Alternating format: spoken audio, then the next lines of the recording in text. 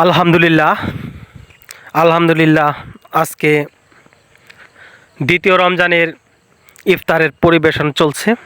তো ইফতারের আগ মুহূর্তে ছোট করে একটি মোনাজাত করে নেওয়া হচ্ছে। তো আমাদের শায়েখ ইব্রাহিম হুজুর উনি অত্র মসজিদের ইমাম মোনাজাত করতেছেন, সাথে অত্র মসজিদ এবং মহল্লা এলাকাবাসী যারা আছে তারা মোনাজাত করতেছে।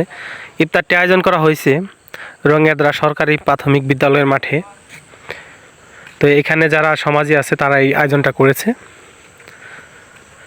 প্রতিনিয়ত এরকম একটি করে ভিডিও আপলোড করার চিন্তা ভাবনা করতেছি। তো আপনাদের কাছে কেমন লাগবে বিষয়টি অবশ্যই কমেন্ট করে জানাবেন যারা ভিডিওটি দেখবেন, এবং প্রতিদিন চলে আসবেন এই মাঠে। প্রতিদিন ইফতার হবে, প্রতিদিন 30টি রোজা যদি হয় 30টি, রমজান যদি এই মাসটায় 29টা হয় 29 দিনই হবে।